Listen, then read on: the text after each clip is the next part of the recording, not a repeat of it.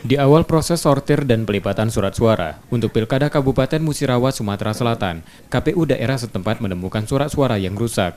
Kerusakan logistik tersebut berupa hasil cetakan tembus, banyak bercak tinta, serta kerusakan lainnya. KPU Musirawas kemudian memisahkan surat suara yang rusak tersebut untuk dikumpulkan. Kemudian pada hari terakhir proses pelipatan akan dijumlah, selanjutnya dimusnahkan mencegah penyalahgunaan. Sampai siang ini ada beberapa lembar yang kami dapati terkait kerusakan surat suara terkait adanya bercak tinta di kolom para pasangan calon, dan itu kami nyatakan tidak layak untuk digunakan saat nanti untuk dimasukkan ke dalam kotak. Maka kami akan sisihkan. Proses sortir dan pelipatan surat suara di KPU Musirawas dilakukan di gudang logistik dengan menerapkan protokol kesehatan.